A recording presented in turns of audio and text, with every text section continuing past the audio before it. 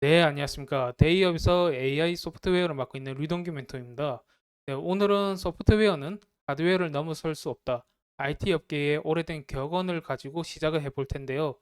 왜냐하면 인공지능도 소프트웨어이기 때문에 그것을 담고 구동할 수 있는 하드웨어, 설비가 필요한 법입니다. 그런데 이번에 블랙록과 마이크로소프트에서 손을 잡고 어, AI 인프라에 관한 펀드를 조성했다는 소식이 들려왔는데요. 그렇다면 AI 인프라는 무엇인지 또 인공지능 인프라에 관련돼서 정보를 한번 찾아보는 그런 시간을 갖도록 하겠습니다. 네, 블랙록과 마이크로소프트 손을 잡다 히트 UAE. 왜 UAE를 제가 첨가를 했냐면요. 블랙록과 마이크로소프트뿐만 아니라 UAE라는 국가에서도 이번 펀드에 참가하기로 결정을 했기 때문입니다. 펀드 규모는 40조 정도 되고요. 이름은 글로벌 AI 인프라 투자 파트너 EAIIP로 명명이 됐습니다. 네, 그렇다면 각자의 성격이 이렇게 다른 세 곳에서 무엇을 생각하면서 무엇을 노리면서 투자를 했을까요? 먼저 블랙락 같은 경우에는 전 세계에서 자산 규모가 가장 큰 자산 운용사입니다. 그렇기 때문에 이번에 인공지능에 대한 흐름에 조금 따라가면서 곳에 투자력과 영향력을 좀 행사하고 싶어 하는 그런 이유에서 투자를 했다고 할 수가 있을 텐데요. 아무래도 이번에 인공지능 흐름에서도 성공적인 투자를 한다면 블랙락은 다른 자산 운용사와 이제 비교로 불과하는 그런 자산 운용사로 갈 수 있는 그런 기회를 잡은 거라고 할 수 있습니다. 반면에 마이크로소프트 같은 경우에는 조금 더 기술적인 이유인데요. 실제로 마이크로소프트가 투자한 아주 유명한 챗GPT를 만든 오픈 AI라는 기업이 있죠. 그 기업에서 제공한 소스를 가지고 마이크로소프트에서는 자사의 포털 사이트인 빙에다가 접목을 시켜서 빙 AI라는 것을 만들어냈습니다. 그리고 이 빙 AI는 검색을 하는 사용자들에게 자료를 수집해서 그것에 대한 답변을 조금 해주면서 지금 사용자들에게 아주 호평을 받고 있는데요. 덕분에 비잉에 대한 점유율도 조금 높아지는 상황이고요. 아무래도 이렇게 좋게 선순환이 일어나는 그런 걸 한번 겪었다 보니까 오픈 AI와 같은 스타트업을 계속 발굴하려고 지금 노력을 하고 있고요. 이번 펀드 조성에 참가를 하는 것도 그런 노력의 일환이라고 할 수가 있습니다. 아무래도 자사 소프트웨어 서비스의 영향력을 향상시키는데 조금 이용을 하고 싶은 그런 상황이라고 할 수. 네, 그렇다면 UAE는 조금 뜬금없다고 생각을 할 수 있겠는데요. 실제로 UAE는 석유 하나로만 움직이고 있는 그런 기업입니다. 하지만 UAE도 언젠가는 이 석유 의존에서 탈피를 해야 된다는 걸 알고 있는 그런 상황이고요. 그렇기 위해서 3차 IT 산업을 조금 발전을 시키고 있는 그런 상황입니다. 그래서 최근에 좀 논란이 되었지만 텔레그램 같은 경우에도 본사가 UAE에 두고 있는 상황이고요. 많은 IT 업체들이 UAE에 조금 지사라든지 본사를 두고 있는 그런 상황입니다. 이런 상황에서 공신의 흐름에 자국의 인프라를 좀 포함시키려는 그런 시도를 하고 있는 상황이다. 이렇게 얘기를 할 수 있을 것 같고요. 국가이다 보니까 이제 FI 그러니까 대무적인 이득을 얻기보다는 아무래도 자국 산업에 도움이 되는 쪽으로 투자를 하지 않았나 이렇게 생각을 한번.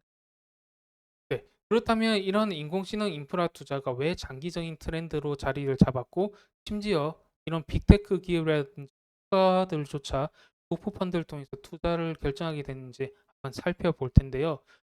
이런 인공지능 인프라는 우리가 과거 골드러시를 한번 생각해 보면 됩니다. 19세 미국에 있었던 골드러시 같은 경우에는 골드를 찾기 위해서 많은 사람들이 도전을 했지만 실제로 돈을 번 사람들은 그 사람들의 숙박업을 제공한 사람들이거나 아니면 청바지나 곡괭이 탑을 판 그런 사람들이라고 할 수 있어. 그렇기 때문에 이 인공지능이라는 골드러시에서 결국에는 돈을 버는 사람들은 이 인공지능에 대한 인프라를 제공하는 사람들일 거다. 이렇게 말을 할 수 있을 것 같고요. 이 인프라라는 것은 데이터 센터라든지 전력이라든지 아니면 조금 네트워킹이라고 얘기할 수 있는 통신망을 제공하는 업자라고 얘기할 수 있을 것 같습니다. 네. 그렇다면 인공지능 인프라라는 것은 정확히 무엇인지 한번 볼 텐데요. 인공지능을 개발하고 구축하고 유지 관리하기 위해서 각각의 분야를 이렇게 블록별로 나눠서 하나의 빌딩을 만들었다고 생각하시면 될 것 같습니다. 결국엔 하드웨어 부분은 나눠지고요. 데이터 센터, 네트워킹, 전력 이런 부분으로 각각 나눠서 이제 그 분야가 각각의 분야에서 빌딩이 세워진다고 생각하시면 될 것 같습니다. 네. 그렇다면 이제 관련된 종목을 찾아볼 텐데요. 삼성이나 SK 같은 대기업이라든지 엔비디아와 같이 국내장이 있지 않은 기업들은 제외를 했습니다. 워낙 유명한 기업들이라고 이걸 찾아보는 게 없었기 다고 생각하기 때문에 제외를 했고요. 일단은 뭐 종목들이 있지만 그거보다는 분야에 대해서 조금 얘기를 하는 시간을 가질 텐데요. 하드웨어라는 것이 엔비디아의 GPU 같은 거 같이 직접적인 것을 얘기하는 게 아니라 그런 GPU를 만드는 것에 있어서 설계라든지 아니면 제조 공정에 대해서 이제 시간을 단축시킨다든지 그런 어, 칩에 대해서 좀 강점이 갖는 그런 기업들로 찾아볼 수 있을 것 같고요. 데이터 센터 같은 경우는 결국에는 인공지능은 데이터를 기반으로 하는 소프트웨어이기 때문에 데이터 관련된 종목을 찾아보는 것이 거라고 생각합니다. 그리고 어쨌든 소프트웨어가 이제 전달이 되기 위해서는 그만한 통신망, 네트워킹이 필요하겠죠. 그래서 네트워킹 관련된 기업들이 있을 거고요. 그리고 가장 중요한 전력. 지금 빅테크의 CEO들 한결같이 하는 얘기가 있을 겁니다. 자신들이 생각했던 것보다 인공지능을 위해서 칩이라든지 하드웨어, 데이터 센터가 어마어마하게 필요하다.